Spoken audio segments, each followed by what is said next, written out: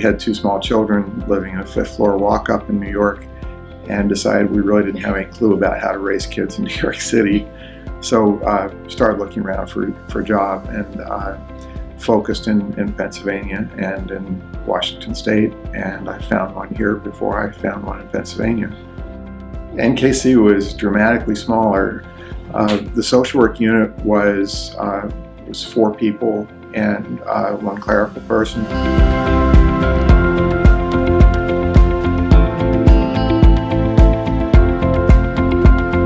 He was incredibly dedicated to NKC and to patients. I remember seeing him in the units late at night, seeing patients. He used to be involved in the processing of patients for transplant, and I think he was a real advocate for patients on an individual level. I think that was one of the things that really stood out for me, is how much he truly cared about patients, and I think he really understood the difficulties that they had to go through, and really felt for them.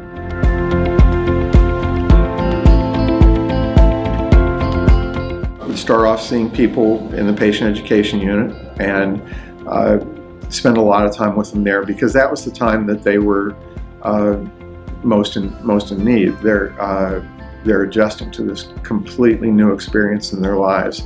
It's a dramatic change, transportation-wise, how they were feeling, what their hopes for the future were, what they're able to do in the present. And so you spend a lot of time developing relationships and helping people to kind of gradually piece together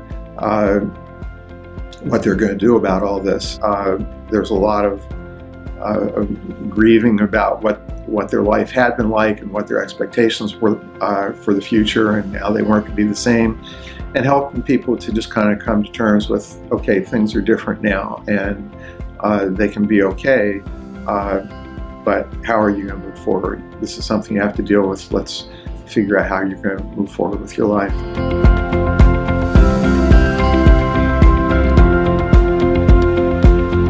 People got to know you, got to trust you, you got to know them, and they shared a lot of things that they were feeling and concerned about.